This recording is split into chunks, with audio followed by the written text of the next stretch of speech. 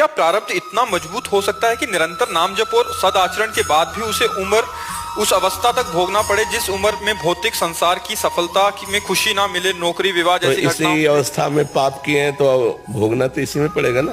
मानो आपने गर्भस्थ शिशु की हत्या की है तो अगली बार गर्भस्थ शिशु आपको बनना पड़ेगा, आपकी हत्या होगी उसी अवस्था में। आपने जवानी में पाप किए, अपराध किए तो जवानी में ही आपको दंड मिलेगा। अगला जब जन्म होता है तो जैसे जवानी है, अब उसके किडनी फेल हो गई, उसको बार बार असफलता मिल रही, बार बार प्रतिकूलता, क्योंकि जिस अवस्था में पाप होता है समय पा करके पाप उसी अवस्था में उसको दंड देता है। जवानी कोई वहां से पास होके थोड़ी आ रहा कि जवानी में तुम सुख पूर्वक रहोगे।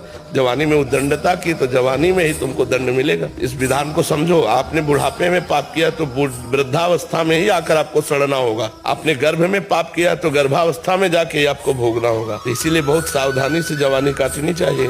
तो सावधानी का, जवानी तो तूफान है, कौन ऐसा है जिसकी जवानी में पाप न बना हो।